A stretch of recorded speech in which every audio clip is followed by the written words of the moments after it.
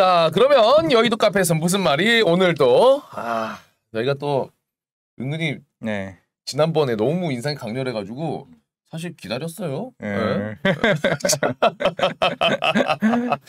무서워요? 무서운 것보다 시원해요, 사실. 시원시원하고 굉장히 유튜브와 아주 꼭 맞는 분이다 라는 생각이 듭니다. 우리 이관희 차장님 모셔보도록 하겠습니다. 어서 오세요. 어서 오세요. 차장님 오늘 아침 또 몇 시부터 움직이셨습니까? 6시 반부터 움직인 것 같은데요. 안 피곤하세요? 어떠세요? 체력적으로는? 아직 괜찮습니다. 예. 아직 괜찮으시고. 예. 어제 또 늦게까지 술도 먹었는데. 누구랑 드셨습니까? 친한 후배들이랑. 예. 후배님들이랑. 요즘에 뭐 다들 주식 때문에 뭐 다 힘들잖아요. 그죠? 예. 힘들 땐 돈을 써야죠. 그래야지 경제가 되고. 지금 우리 경제 활동이 조금이나마 보탬이 되고자. 그쵸, 예. 어쩔 수 없이 하시는 거잖아요. 어쩔 수 없이 카드를 썼습니다. 어제. 후배님들이랑 또 뵐 때는 무조건 결제하신다고 봐야겠네요. 근데 뭐 또 저만 내는 건 아니고. 예. 또 한 친구가 내니까 또 저도 형인데 안 낼 수 없고. 예, 그렇죠. 예. 나이가 많을수록 어차피 지갑을 열고 주댕이를 닫아라 뭐 이런 얘기를 하니까. 그거 약간 따라가시는 편이시고. 그러려고 노력하는데 예, 항상 뭐 용돈이 부재하다 보니까 이게 참 힘들죠. 열심히 뛰어다녀야 됩니다. 예. 네. 우리 그래도 차장님의 마인드도 방금 말씀해 주시는 거 들어보니까 친해져야겠다? 라는 생각이 드네요. 술 한잔 드시면은 감당 못할 것 같아요. 왜 어떤 부분이 있어서요? 솔직하게 갑니다. 굉장히 텐션 높으시고 네. 유튜브보다 더 심합니다. 그래요? 그러면 좀 고민해봐야 될 것 같은데? 저도 몰랐는데 학원 선생님을 하셨더라고요. 이게 학원 선생님. 학원 강사를 한 6년, 6, 7년 정도 그래서 했었습니다. 굉장히 말을 잘하십니다. 그래요? 빠져듭니다. 술을 먹다 보면 내가 말을 안 합니다. 그러면은 술 마실 시간도 없겠는데요, 거의? 이 말씀 듣다 보면은. 자, 그러면 우리 차장님이랑 또 오늘도 어떻게 한번 이야기를 해주실지 본격적으로 한번 가보도록 하겠습니다. 자, 오늘 이제 차장님이랑 이야기 나눠볼게요. 삼성전자, 카카오, 네이버, 또 현대차, 기아 관련해서 이야기 나눠볼 텐데 삼성전자 이야기를 안 할 수가 없습니다. 오만전자 결국 이제 돼버렸고 굉장히 쭉쭉 앞으로 또 이게 어떻게 될지도 가늠하기가 쉽지는 않은 상황이에요. 저도 이제 개인적으로 삼성전자 타워팰리스에 지금 입주해 있는 상황에서 굉장히 쉽지 않은 하루하루를 보내고 있거든요. 이게 제 현실입니다. 여러분들 제 현재 상황이에요. 진짜로. 그래서 더욱더 공감도 되고 궁금하기도 한데 일단 결론적으로 더 하방이 열려 있다고 봐야 됩니까? 일단 먼저 여쭤보자면은 사장님. 열려 있을 수는 있는데 그렇다고 해서 지금 이거를 뭐 사야 된다, 손절을 해야 된다 그런 자리는 아닌 것 같고요. 지금은 이제 짱 보고 있어야 되죠. 이제 언제 사야 되나. 근데 이제 이게 예전에 코로나 터졌을 때 우리가 이제 급락을 경험을 했고 그리고 또 급등을 또 경험을 했는데 그렇죠. 과연 이번에는 그러면 급락은 경험하고 있는데 급등은 올 것인가? 좀 애매하죠. 그렇죠. 그래서 이게 손이 잘 안 나갑니다. 지금 모든 사람들이. 그리고 근데 어제 이제 제가 그 후배들이랑 있으면서 좋은 소식을 들었는데. 좋은 소식. 삼성전자를 CFD로 투자했던 이제 많은 증권사 직원들이 다 털렸습니다. 좋은 소식이에요? 네. 한마디로 악성 매물이 나갔다. CFD는 이제 뭐 심하면 삼성전자 같은 경우는 10배까지 주거든요. 그러면 이제 이게 신용이 거의 10배 걸린다라고 보시면 되죠. 1억 있으면 10억 투자할 수 있다. 근데 이제 그런 매물들이 다 털렸습니다. 이제 최근에 6만 원부터 깨지면서 더 못 버티는 거죠. 이제 그래서 물량을 줄이고 했는데 거의 원금이 다 날라간 그런 계좌들이 지금 굉장히 많습니다. 얼마 전에 이유 없이 빠진 날이 월요일인가요? 월요일에 출근했는데 갭상승에서 출발했는데 갑자기 쭉 빠졌죠. 외국인들이 던지면서. 뭐 여기 나오셨던 이진우 소장님 말씀에 따르면 약간 음모가 있는 게 아니냐. 맞아요. 뭐 외국인들이 패대기를 쳐가지고 개인들 물량을 좀 나오게 하려고 하는 의도도 있지 않겠냐. 저도 개인적으로 그렇게 생각합니다.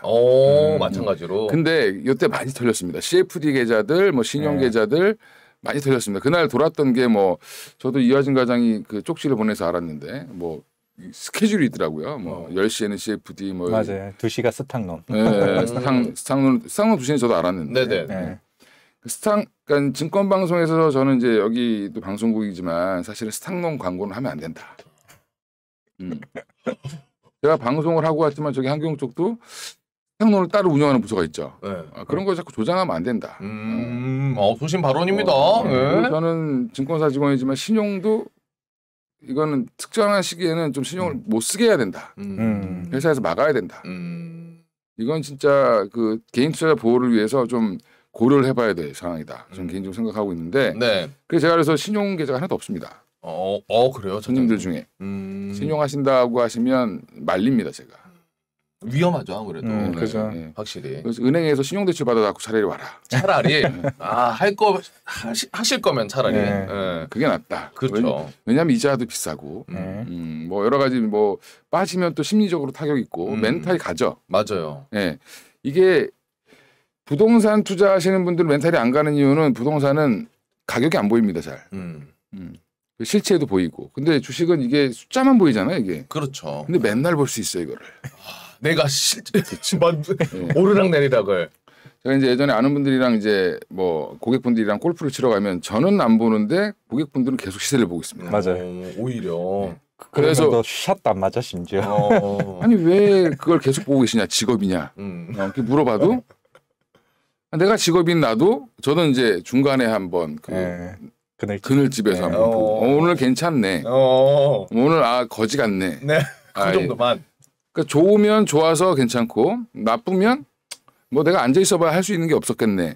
뭐 이렇게 생각을 하고 하는데 뭐 지금 말이 좀 막 딴 데로 갔지만 사실은 삼성전자를 사야 되냐 말아야 되냐 논란이 많지만 저는 딱 답은 정해졌습니다. 답은 정해져 있다. 6만 원 미치면 무조건 산다. 오. 근데 문제는 이거를 내가 1억 있으면 1억 있다고 몰빵 치는 게 아니라 계속 지금은 제자리 돌리기 정도로 생각하시고 급등이 나오는 게 아니라 옛날에 뭐 9만 원까지 다시 간다, 뭐 8만 원까지 뭐 급등하는 게 아니라 돌아 이렇게 옛날에 그 배웠죠. 이제 그 우리 한참 펀드 교육 처음 배웠을 때 계속 사다 보면 이런 곡선에서 가장 이렇게 수익이 많이 나죠. 네. 그걸 코스트 에버리지 뭐 효과로 이제 많은 사람들이 현혹시켰죠. 2007년도에 그걸로 이제 한번 금융위기 맞아가지고 한번 갔죠. 네. 예. 근데 그때도 펀드 투자하시던 분들은 계속 제 고객들 중에 월납으로 계속 투자하시던 분들은 금융위기 온지도 모르고 투자하다가 대박이 났습니다. 오히려. 예.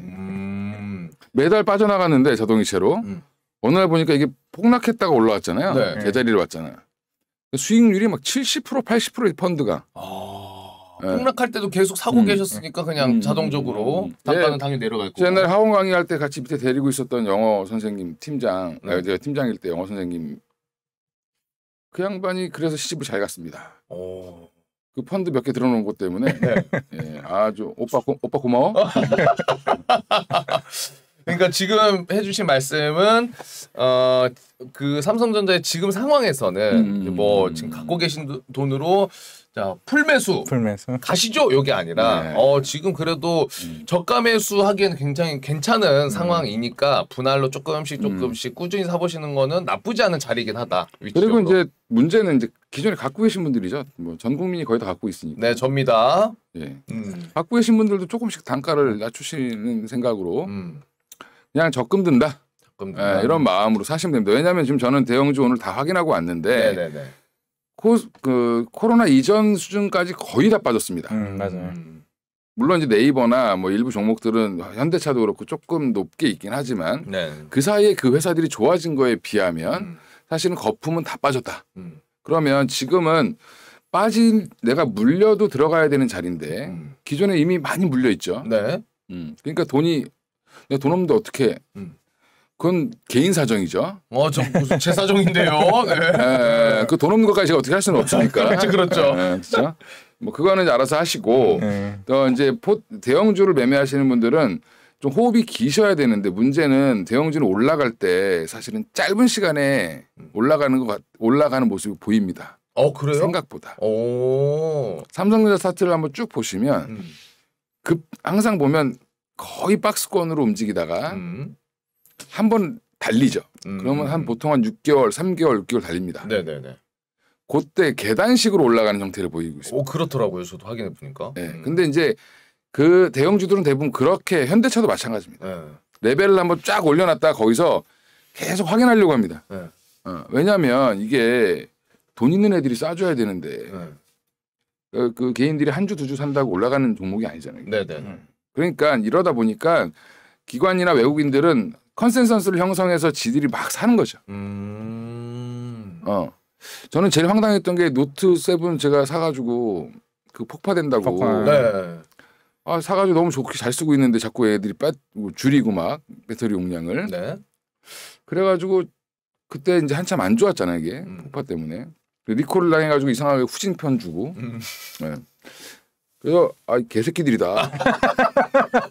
그 당시에 나는 비싼 핸드폰을 샀는데 싸구려를 바꿔주네. 그 기분 나쁘죠. 네. 그래가지고 삼성이 망해라 이 새끼들. 근데 그때부터 주가 달렸습니다. 뭐 때문에 그랬죠? 그러면? 그땐 또 반도체가 좋아진다고 그러면서 막 달렸죠. 반도체가 좋아진다면서. 네. 그래서 그 전까지는 핸드폰만 쳐다보다가 노트 7 막 안 좋다고 그래가지고 삼성전자 이제 갔구나. 저리 갔구나 이제 망했구나. 근데 뭐 반도체가 또 호황이래. 그러면서 막 올리더라고요. 그때 이제 70만 원대 100만 원 막 가기 시작하는. 그래서 제가 역시 주식은 모른다. 그러니까 대형주는 언제 갈지 모릅니다 사실은. 이게 왜냐하면 돈 쏘는 애들이 딱 쏘는 타이밍부터 올라가기 시작하기 때문에. 근데 그때 내가 쫓아가서 먹을 수 있을 거다라는 착각을 하죠 사람들이. 네, 바로 이제 추격 매수로 들어가가지고. 근데 이게 또 올라가면 무슨 생각이 드냐면 너무 비싸진 거 아니야? 또 떨어지면 더 떨어질 것 같은데. 올라가면 더 갈 것 같은데. 반복이죠. 그러니까 이제 8만 원, 9만 원, 8만 원대 물리신 분들이 되게 많으실 거예요. 맞아요. 그러니까 그때는 다 좋아 보이죠. 모든 새끼들이 나와서 다 좋다고 얘기해요. 막 10만 전자 가져왕 막 이랬었으니까. 뭐 메모리에 비메모리까지 좋고 뭐 어쩌고저쩌고 얘기하는데 근데 그게 꿈이죠 항상. 모든 꿈이 반영된 게 이제 작년 1월이었다. 9만 원 찍었을 때, 9만 원 넘어갔을 때 윗골이 졸라 크게 달았죠. 그거 왜 그랬겠습니까? 기관들이 봤을 때 저건 꿈이다. 파는 거죠 기관 외국인들은. 그 당시에. 지금은 뭐 많이 빠졌으니까 호재다라고 생각하고 있습니다 저는. 지금 현재 위치 자체는. 사장님 뭐 보셨어요? 아니 그냥 이 꼭지가 보이는데 앵커님 여기서 샀나 싶어가지고. 저요? 9만 원이.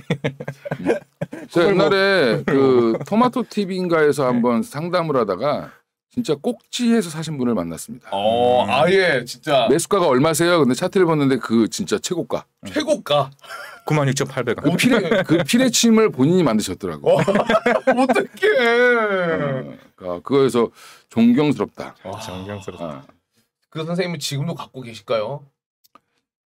제가 지금 삼성전자의 다른 종목 얘기한 겁니다. 다른 종목. 네. 삼성전자 최고가 사신 분 한번 만나보고 싶습니다. 다행히 저는 그 정도까지는 아니지만은 그 비슷한 위치긴 합니다.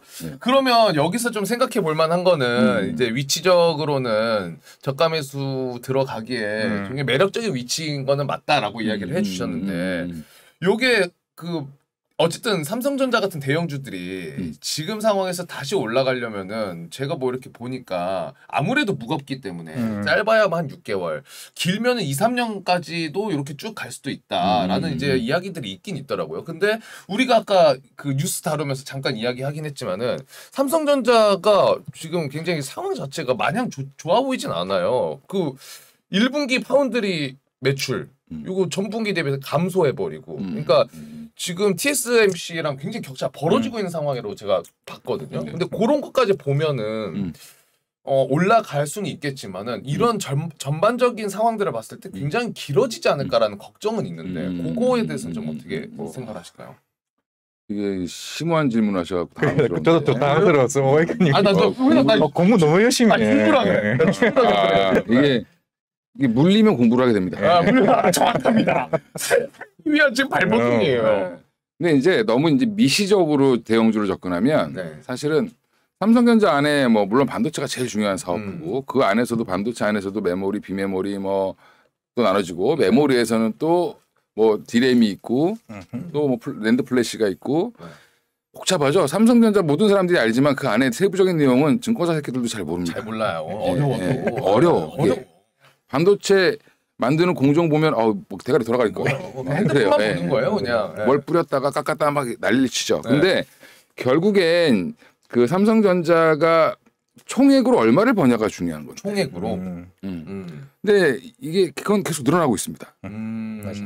비메모리 사업 분야가 지금 TSMC보다 안 좋다. TSMC 옛날에는 저기 족밥이었죠. 삼성전자가 안 하는 찌끄레기 하던 애들이죠. 그러니까 삼성이 왜 비메모리를 진작 안 하고 요즘에 이제 와서 판단하는 거죠. 그러니까 역사를 해석하는 게 항상 보면 그 당시로 해석할 거냐, 지금으로 해석할 거냐. 지금 봤을 땐 TSMC가 잘했지. 지금 봤을 때는. 근데 문제는 그 당시 처음에 삼성전자가 이제 메모리 쪽으로 이제 간 이유가 사실은 그게 기복이 없습니다. 공산품이지 막 찍어내면 돼. 근데 비메모리는 뭐냐? 주문 제작이 OEM. 주문은 하는 새끼가 없으면 줬대. 막말로. 라인은 있는데 주문이 안 들어와. 손님이 없어. 그 라인을 그러면 이게 유지시키려면 돈이 들어간단 말이에요. 그걸 싫어한 거죠, 삼성. 손님은 없는데 유지 비용은 커질까봐. 그러니까 지금은 뭐 갑자기 뭐 테슬라나 뭐 일론 머스크나 뭐 애플이나 뭐 이런 그 미국의 10세들 있잖아요. 텐버드. 벌 소리도 막 이상한 얘기도 막 하고. 근데 이제 보면 그리고 그쪽에 그 미국의 이제 반도체를 설계하고 뭐 이렇게 자기는 자기네 반도체를 쓰겠다. 설계는 자기들이 하고. 야, 좀 만들어 줄래 이거? 이걸 이제 TSMC한테 시킨 거죠. 왜 삼성전자는 그거를 안 했으니까. 근데 이게 보니까 점차 분위기가 글로 가는 거지 계속. 돈도 되고. 돈 되는 거는. 저 새끼가 족밥이었던 애가 갑자기 돈을 막 벌기 시작하죠. TSMC가. 시총이 더 커지지 삼성전자보다만. 그러니까 삼성전자 입장에서는 발등에 불 떨어지니까 이미 이제 그걸 감지하고 준비를 해오던 거를 작년에 갑자기 그게 이제 막 부각이 되고 또 이제 뭐 쇼하죠. 뭐 이재용 나와가지고 자기가 뭐 이거 하겠다. 그렇죠? 그러면서 모든 기대감을 막 키웠지만 사실은 이제 막 기존에 하던 거 엑시노스부터 시작해서 막 했죠. 많이 했는데 이제 이런 것들을 전격적으로 이제 자기 것뿐만 아니라 외국 것들도 좀 하겠다. 그래서 지금 뭐 퀄컴이랑 좀 이어서 하고 있는 건데 그런 세부적인 내용은 별로 중요하지 않다. 왜? 중요하지 않다. 삼성전자 그러면 지금 파운드리 관련돼서 투자를 엄청 하고 있는데 그럼 이걸 과연 죽일 것이냐. 앞으로 그러면 TSMC는 지금 풀로 돌아가고 있는데 만약에 거기 지진 또 한 번 나거나 근데 이제 문제는 여러 가지 정치를 봐야 된다 제가 항상 말씀드렸죠. 정치. 대만이랑 중국이랑 관계 때문에 항상 또 문제가 생깁니다. 그러니까 왜 자꾸 삼성을 꼬시냐? 우리나라에 들어와서 좀 제발 좀 만들어줘. 미국 애들이 그러잖아요. 양키 애들이. 그런 이유는 대만도 어차피 중국 애들한테 넘어가 버리면 좆된다. 그러니까 삼성은 우리가 데리고 있어야 된다. 그렇죠. 그러니까 대안이 필요한 거지. 또 하나의 이유가 있습니다. 그럼 왜 TSMC가 그렇게 컸냐? 미국의 모든 그 IT 기업들의 특히 반도체를 설계하는 쪽 라인들이 다 대만 새끼들입니다. 대만계 미국인들. 그래요? 설계하는 사람들이? 대만계 미국인이 CEO가 됐는데 저기다 주겠어요? 우리나라한테? TSMC에다 주겠지. 그래도 우리 대만 라인으로 가지. 그래서 대만계가 꽉 잡고 있습니다. 그쪽은. 메모리, 비메모리 계열을. 그러다 보니까 지금 그쪽이 아닌 쪽만 지금 우리한테 오더를 주는 거고 엔비디아 이런 쪽도 다 대만계가 하고 있습니다. 그러니까 뭐 사실 엔비디아가 근본 없는 회사였는데 그 사실 이 가상화폐 때문에 뜬 회사죠. 그죠? 근데 그걸로 발판으로 돈을 엄청 번 거지. 그러니까 이제 사실은 돈이 있어야 뭘 하잖아. 그렇죠. 한 보면 뭐 강남에 아파트 한 채 사기가 어렵지. 그 한 채 사고 나서부터는 계속 새끼치기 쉽거든요. 또. 돈 벌기가. 그렇죠. 그래서 대출 규제 했던 이유가 그거잖아요. 그걸로 대출 받아가지고 또 사고. 맞아요. 올라가면 또 팔고 또 사고 이렇게 되는 거죠. 네, 아까 한 분께서 무슨 밥이요 이랬는데 이제 조밥이라고 조밥 맛있잖아요. 맛있어요. 건강하고 조밥이다. 그렇죠. 쉐키, 쉐키. 네. 조껍데기 술도 좋아합니다. 조껍데기 막걸리 있죠. 그거 맛있어요. 네. 자, 어쨌든 삼정 관련해서 그리고 그러면 우리 지금 개인들이 많이 어느 정도 들어가고 있기도 하지만은 결론적으로 외국인도 당연히 중요하겠죠. 외국인들이 더 그렇죠. 많이 들어와야 되는데 그거 그러려면 이제 환율도 좀 잡혀야 될 거고 분명히. 외국인들은 지금 많이 팔 만큼 팔았기 때문에 네. 뭐 더 팔 수도 있죠. 근데 뭐 지금 당장은 전에도 말씀드린 것처럼 우리나라가 매력적이지 않다. 현재 상황이. 그러니까 코리아가 매력적이었죠 한동안. 코로나 때 너무 매력적이었어. 그렇죠. 이 나라가 굉장한 나라인 거야. 외국인들이 봤을 때. 네. 근데 이제 그거를 더 그때는 그럼 외국인들이 샀냐? 그때도 팔았습니다. 그래요? 그럼 우리가 다 받은 거예요 그거를? 개인들이 다 샀죠. 우리가 다 받았어. 동학이. 동학기 비용이 진짜 그때 엄청났습니다. 우리 존리 선생님이 나와서 너무 열심히 얘기하시고 그래가지고 많이 샀죠. 왜요? 메리츠. 그럼요. 저희 그룹 사라. 더 이상 발언은 자제하겠습니다. 더 이상은 네. 그렇습니다. 식은땀나. 네. 자 어쨌든 그런 점으로 봤을 때는 뭐 그런 미시적인 관점은 그렇게 뭐 크게 중요하지 않고 어쨌든 지금 현재 상황에서는 매력적인 위치인 거는 팩트다. 이렇게 되면은 저는 지금 이제 한 9월쯤 이사를 계획하고 있었거든요. 네. 또 1년 미룹니까? 살짝 미루고 분할로 들어가 볼까요? 그런 생각도 농담입니다. 조금씩 투자는 여러분들 잘 생각하셔서 하셔야 되는 거니까 그런 이야기 또 나눠봤고요. 그러면 이제 이어가지고 마찬가지로 이제 비슷하게 카카오랑 네이버 요것도 이제 굉장히 많이 빠졌는데 개인들은 그래도 역시나 받아주고 있어요 계속해서. 이것도 마찬가지로 삼성전자랑 비슷한 느낌. 정말 들어가기에는 위치적으로는 괜찮다라고 보시는 입장이실까요? 어떠십니까? 저는 좀 네이버는 재평가를 받아야 된다라고 생각하고 개인적으로. 재평가를 받아야 된다. 네. 카카오랑은 좀 다르죠. 근데 카카오랑 똑같이 움직이는 게 짜증이 납니다. 저도 똑같이 움직여. 네. 그러니까 이게 왜 똑같이 움직일까? 어떤 새끼들이 자꾸 이렇게 같이 묶어서 던지고 사고 할까? 두 개를 마치 비슷한 느낌으로. 네. 저는 항상 카카오 매도 네이버 매수였거든요. 근데 그 이유는 간단합니다. 카카오는 계속 자회사들 그 한마디로 상장시켜서 팔아먹고 있죠. 결국엔 껍데기만 남습니다. 나중에는 지주사가 되는 거지. 그냥. 그러면 사실은 이 시총이 떨어지는 게 당연한 건데 더블 카운팅이 되는 거잖아요. 계속. 근데 네이버는 모든 자회사가 다 들어와 있죠 안에. 라인도 상장시키려고 일본에서 하려다가 철회했죠. 네.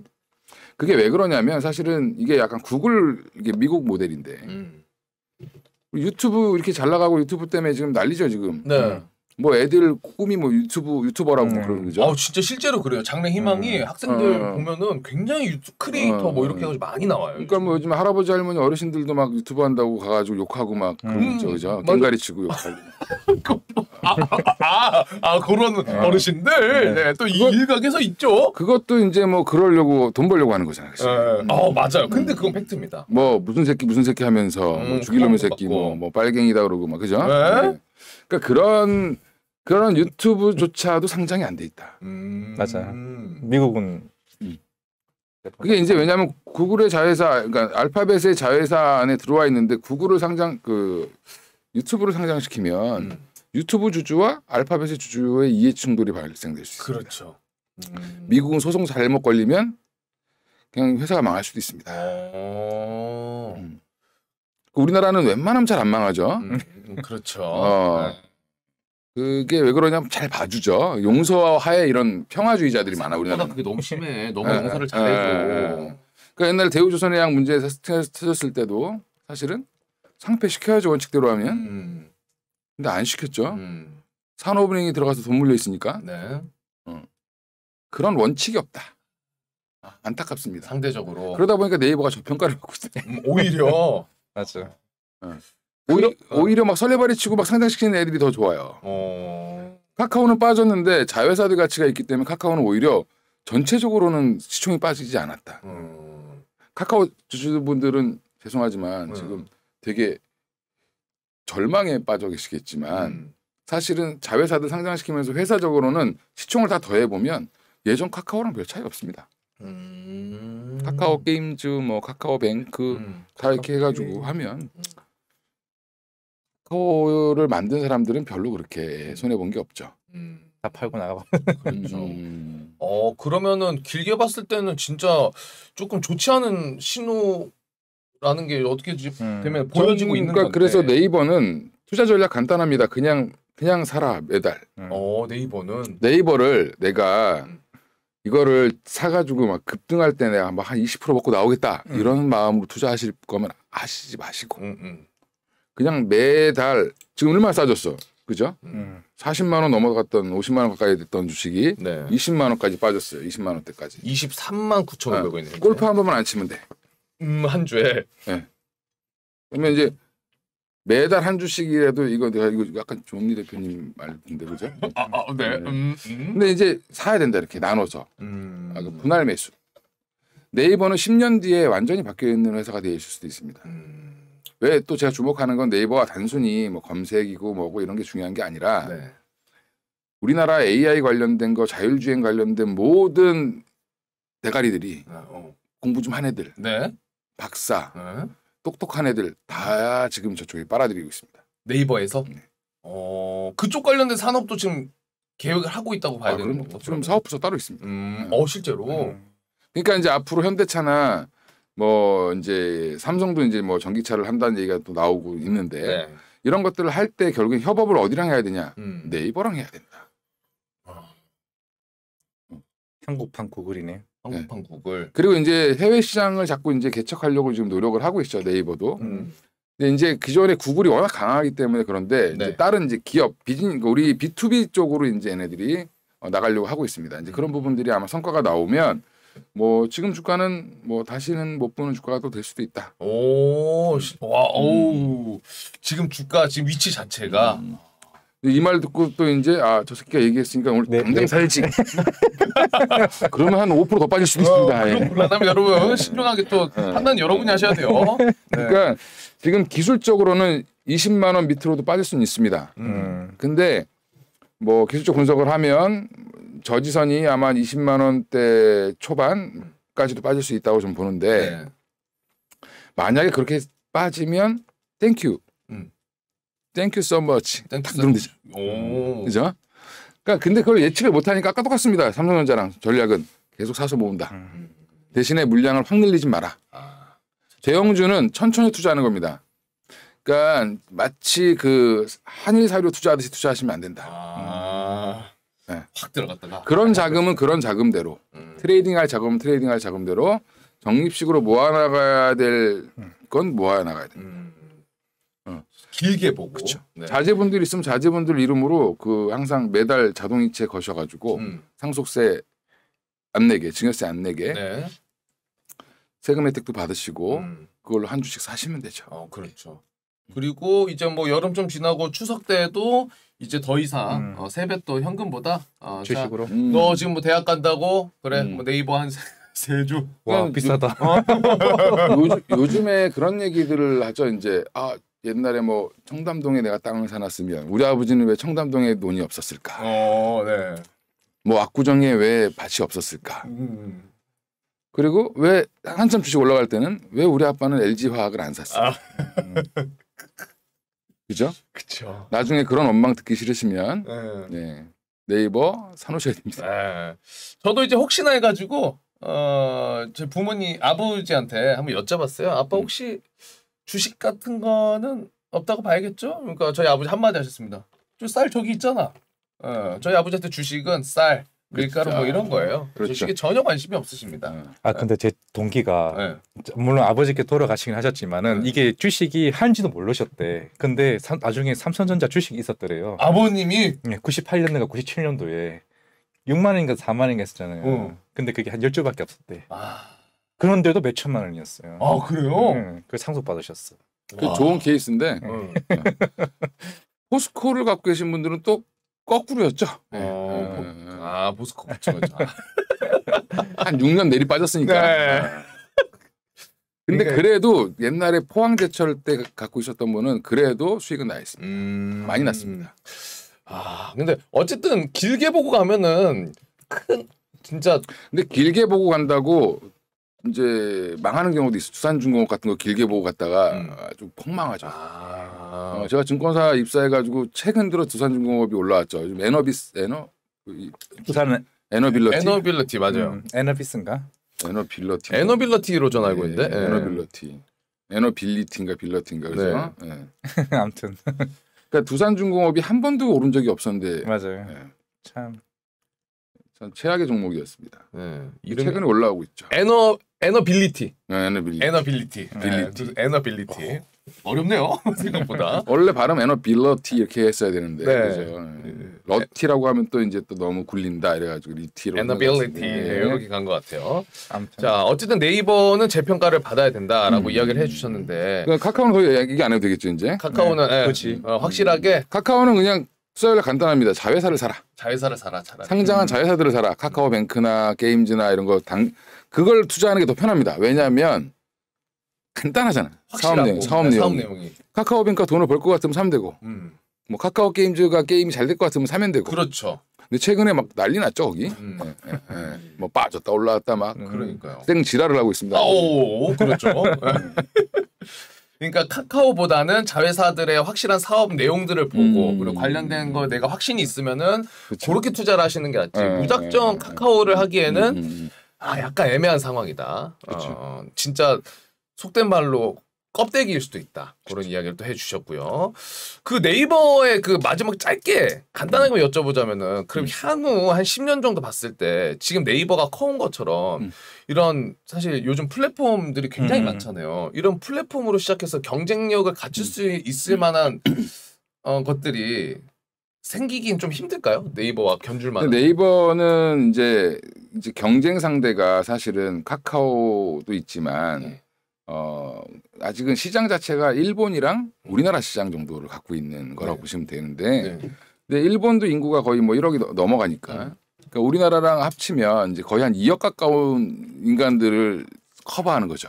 물론 일부 동남아도 있고 뭐 하지만 근데 이제 네이버가 그걸 가지고 지금 아까 이제 개인들 상대로 플랫폼을 넓혀서 구글과 유튜브랑 대항을 하겠다. 안 되죠. 그렇죠. 쉽진 않죠. 그건 이미 게임 오버 됐습니다. 그러니까 지금 B2B로 가는 겁니다. 그래서 이제 보면 지금 뭐 더존비존이나 이런 애들이 보면 그 기업들 뭐 재무제표 회계 이런 거 해주면서 돈을 벌었던 회사인데 네이버가 이제 그거 말고 다른 솔루션을 제공할 수 있는 그런 쪽으로 간다라고 보고 있습니다. 그래서 그런 쪽으로 가게 되면 아마 틈새 시장이죠. 구글이 하기엔 좀 애매하고 그렇다고 또 이제 뭐 저기 중소기업들이 하기엔 또 힘들고 그런 이제 노하우가 있는 것들을 네이버가 지금 진행을 하고 있으니까 좀 지켜보시면 될 것 같고 그리고 그 안에 사업 부서가 굉장히 많습니다. 그 웹툰부터 시작해서 뭐 쇼핑 뭐 되게 많죠. 근데 이게 다 대부분 잘 돼. 맞아요. 뭐 근데 뭐 영업이익이 조금 줄었대. 이러면서 막 빼요. 그냥 뺄 때는 핑계를 막 대서 빼는 거예요. 그냥 원래 많이 올라서 빠지는 겁니다. 그냥 주가는. 그러니까 이게 한번 조정을 잘 받았기 때문에 저는 뭐 지금은 충분히 진입 가능한 영역이다. 근데 그렇다고 오늘 사가지고 당장 일주일 뒤에 오르겠지 이런 생각으로 사시면 안 된다. 네이버 같은 경우에는 뭐 그렇게 단기 트레이딩하는 종목은 아니니까 그렇죠. 길게 보시고 가치가 확실하다라고 판단을 하시면은 들어가 보시는 것도 나쁘지 않을까 생각이 듭니다. 이렇게 이야기를 해봤고 시간 많이 지나 버렸네요.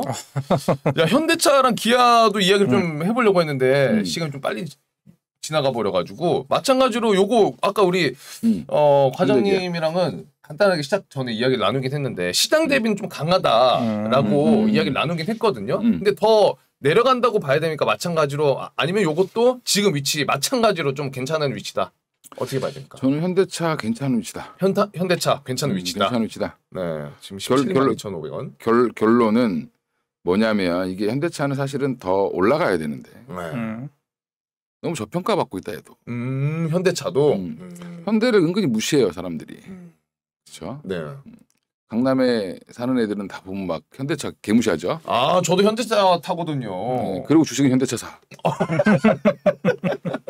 돈 벌려고는 또 현대차 사. 그러니까. 네. 포르쉐 몰고 다니면서 현대차를 살까? 포르쉐를 사야지, 그죠? 그렇죠. 근데 이제 그런 현대차 이제 뭐 직원들 만나서 얘기 들어보면 요즘에 이제 영업하는 직원들 얘기를 들어봤습니다. 예약이 엄청 밀려서 빠르면 뭐 한 8개월? 어떤 모델은 빨리 나오는 모델은 한 8개월, 뭐 길면 한 1년 6개월까지 기다려야 된다고 얘기를 하더라고요. 밀려서. 네네네. 근데 이제 예약하기는 쉽대요. 10만 원만 내면 됩니다. 그렇죠.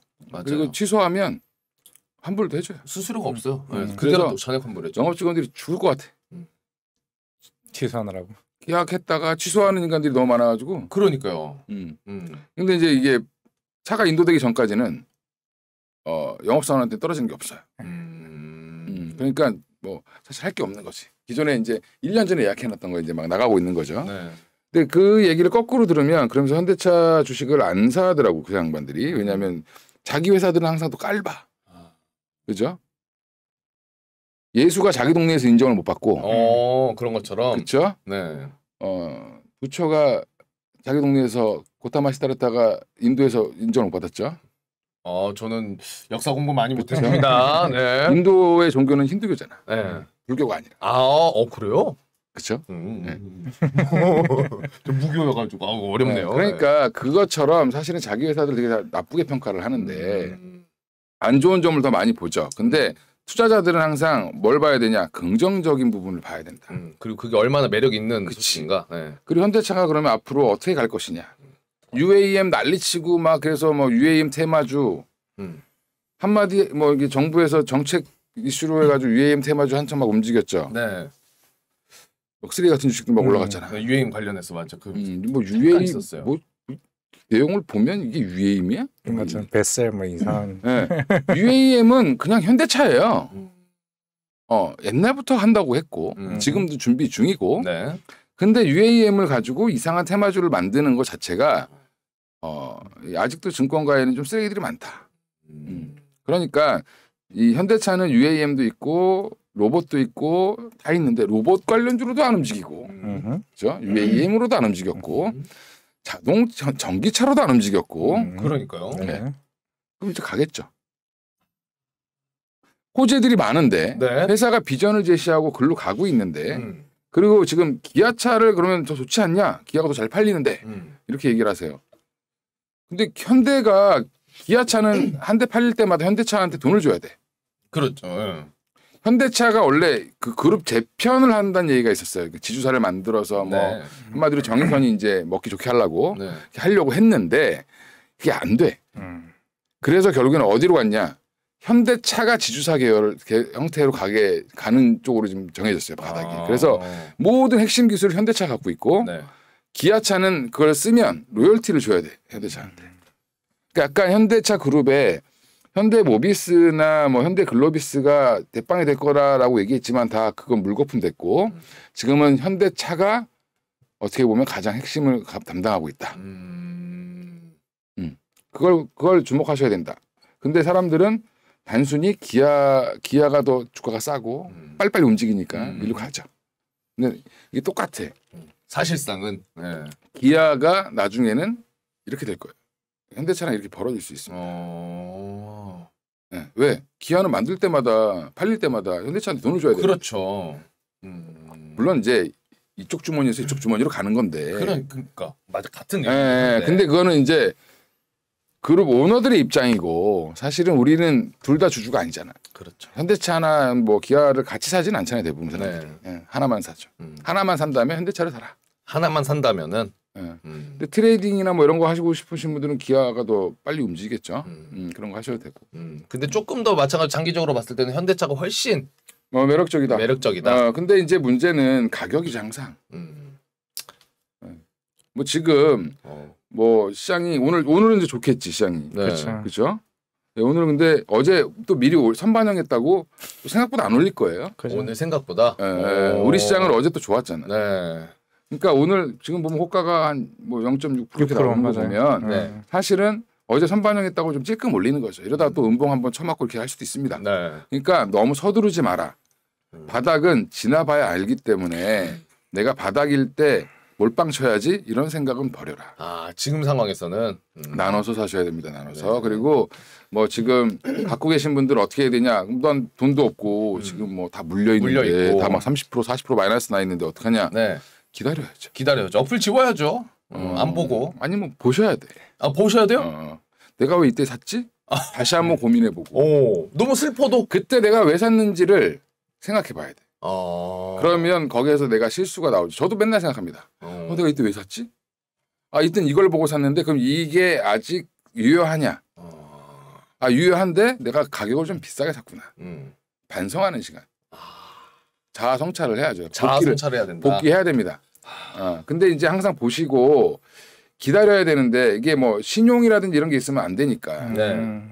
항상 현금으로 갖고 있는 주식은 기다리셔도 된다. 그쵸. 뭐 현금으로 갖고 있는 거는 내가 좀 버티면 되니까. 현금으로 산 거는 버티면 됩니다. 오늘 이거 꿀팁인데요. 무조건 물렸다 이래가지고 그냥 내가 외면하고 아우 안 봐 언젠가 오르겠지 이게 아니라 그렇죠. 실제로 조금 힘들더라도 고민해보고 내가 왜 샀지 원인 파악해보고 그리고 그 중에서도 빨리 살아날 종목이 있는지를 또 봐야 돼요. 그러면 다른 것들을 좀 줄여서 그쪽으로 조금 더 비중을 높여놓고 뭐 다른 걸 손절을 좀 하더라도 그러니까 이제 뭐 현금이 있으면 더 사면 되지만 항상 그게 현금이 있을 수는 없으니까 그렇게 하시면 된다. 근데 보면 자꾸 사라고 얘기만 하지 팔란 얘기는 안 하잖아. 증권방송에서. 그렇죠. 이게 돈이 무한대로 있는 것도 아닌데 자꾸 사래. 그러니까. 그죠? 그러니까 그 자기 줏대를 갖고 이 앞에서 누가 얘기한다고 자꾸 휘둘리고 그러시면 안 됩니다. 줏대도 되게 깜짝 놀랐네 순간. 자기 줏대를 가지고 줏대를 가지고 판단을 하시고 행동하시면 좋을 것 같다라고 이야기를 해주셨습니다.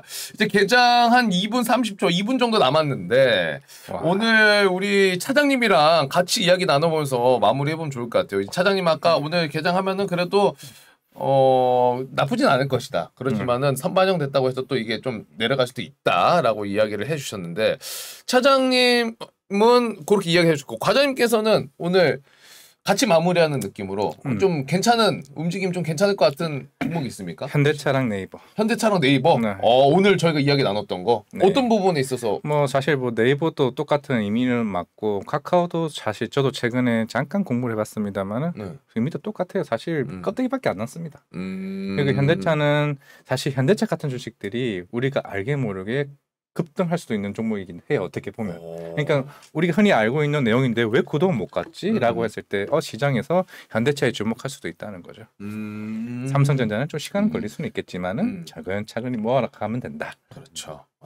근데 이제 요런 타이밍에서 물려있는 분들은 저렇게 들으면 이제 또 혹할 수 있는데 혹하거나 아니면 욕을 할 수도 있죠. 혹할 수도 있고 욕을 할 수도 있고. 그러니까 그거 조심하셔야 된다. 급등한데 그리고 혹해서 살 수도 있고. 거의 급등하는 의미가 아니고. 급등은 아닙니다. 그러니까 이게 시장이 좋을 때는 저런 게 들리고 시장이 안 좋을 때는 지랄하네 이렇게 되는 거죠. 그러니까 전체적인 이야기를 안 들으시고 딱 그거 하나만 급등 오케이. 지켜보겠어. 이렇게 될 수도 있다. 그러니까 희망회로를 계속 돌리시다가 갑자기 절망으로 다 바뀔 때가 바닥입니다. 그럴 때가 오늘 어쨌든 우리 과장님께서는 현대차랑 네이버 마찬가지로 이야기를 해주셨는데 차장님도 괜찮을 거라고 좀 보실까요? 오늘 장 개장 이제 곧 될 텐데. 최근 들어서 제가 컨트롤 C 컨트롤 V를 한다고 사람들이 이제 말씀을 하실 수도 있는데 제가 눈에 자꾸 들어오는 이제 종목이 있어요. 어떤 거예요? 아니 이제 LG 화학. 깜짝이야. 두 글자 얘기할 줄 알았네. LG 화학. LG 화학. LG 화학이 자꾸 눈에 들어와요. 어떤 이유에서 좀 더 애정이 가실까요? 그동안 욕을 하도 많이 쳐먹어갖고 우리가 욕바지를 다 했다. 100만 원에서 40만 원대까지 빠졌잖아요. 이게 거의 한 55% 마이너스까지 갔죠. 고점 대비. 그리고 지금 최근에 반등을 보여주는데 지금 최근 시장에서 변동성이 가장 적은 종목입니다. 변동성이 꾸준히 근데 기관들이 왜 변동성이 적을까? 기관들이 계속 쏴. 지들이 욕해놓고. 그죠? 근데 이제 내용을 보면 이게 LG화학이 LG에너지솔루션 상장시키면서 돈이 들어왔잖아요. 재무제표가 너무 깨끗해졌어. 그래요? 그 돈 들어오고 나서부터. 그러고 나서 이제 LG에너지솔루션이랑 회계를 분리해 버렸기 때문에 그러면 이쪽은 LG에너지솔루션 쪽은 계속 돈이 들어가야 되는 쪽이고 LG화학은 그닥 뭐 이제 그 깨끗해진 상태에서 그 보내줬기 때문에 다시 양극재 뭐 이런 거 하고 하는데도 화학으로 돈을 잘 벌었어. 화학 지금 다 뭐 롯데케미칼이니 뭐 갖고 계신 분들 지금 뭐 다 막 폭망하고 있잖아요. 네. 근데 LG화학은 나름 괜찮아. 가성소다, PVC 뭐 이런 거 있잖아요. 이런 쪽이 좋아.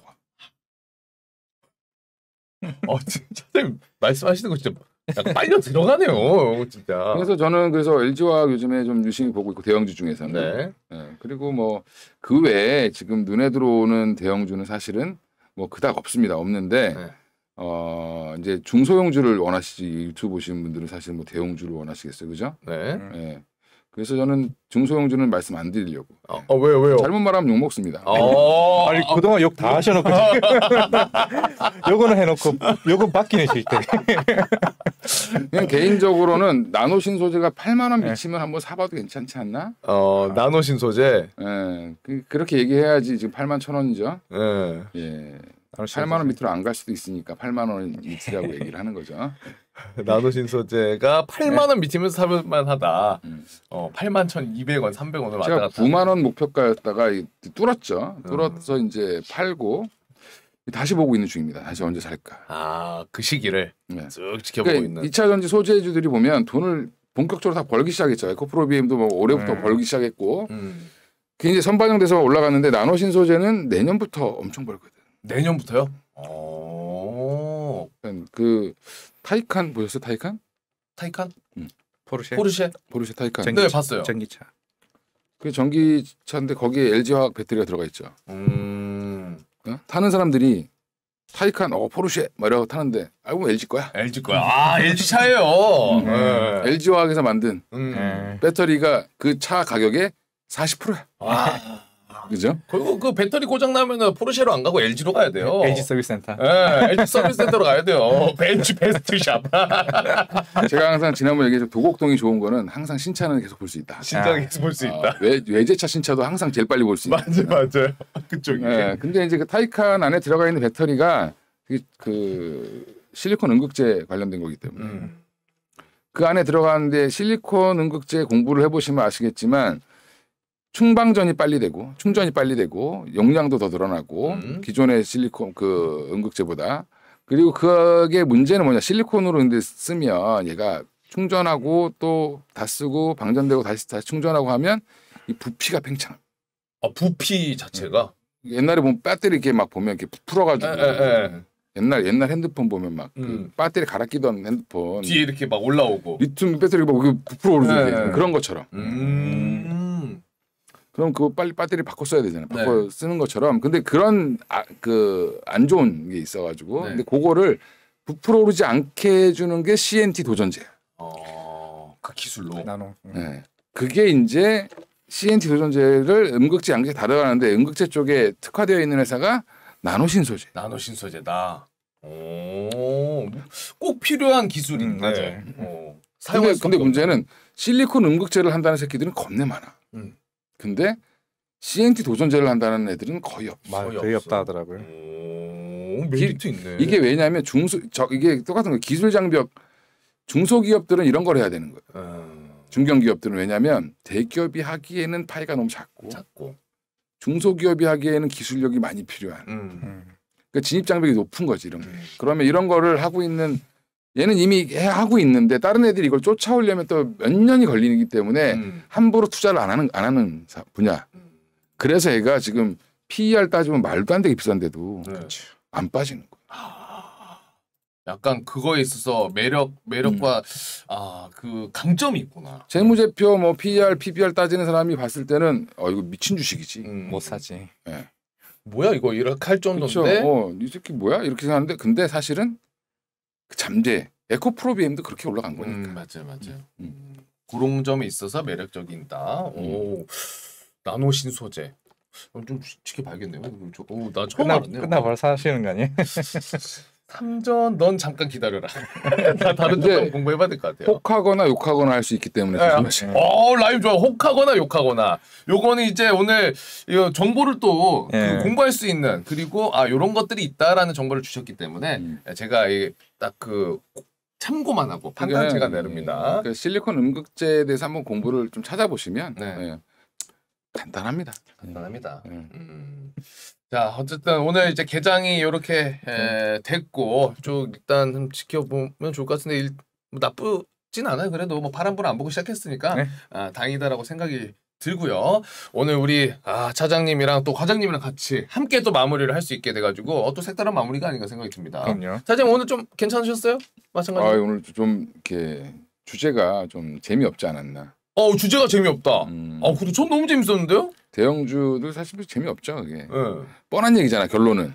근데 중소형제하고 또 욕먹을까 봐 얘기 안 하신다면서요, 또. 그쵸. 저는 욕먹는 거에 대해서 별로 두려워하지 않기 때문에 사실은. 전 댓글 이런 거 안 봅니다, 원래. 욕을 하든 말든 뭐. 오늘 살짝 보시는 것 같던데? 그러니까. 작가님이 올리는 건 봤죠. 작가님 올리는 거. 이냐 씨니까. 그렇게 되면 이제 작가님 다음에 악플 쓸 수도 있거든요. 근데 뭐 악플 쓸 일이 없습니다. 항상 시원시원하게 좋은 말씀 해주시기 때문에. 자, 그럼 오늘 저희 셋이서 같이 마무리를 해보도록 하겠습니다. 오늘도 여러분들 또 날씨는 조금 우중충하지만 내일 또 비가 많이 온다고 해요. 장마 본격적으로 시작된다고 하기 때문에 마찬가지로 내일 나가실 땐 또 우산 챙기시면 좋을 것 같고요. 챙기고 나가시기 전에 아침 8시 모닝 라이브 내일도 마찬가지로 이어집니다. 들어오셔가지고 소문도 많이 내주시고 함께 해주시면 감사드리겠습니다. 자, 그럼 오늘도 기분 좋은 하루로 가득 채우시길 바라면서 오늘 우리 과장님, 차장님과 함께 인사드리도록 하겠습니다. 오늘도 함께 해주신 여러분 대단히 고맙습니다. 감사합니다.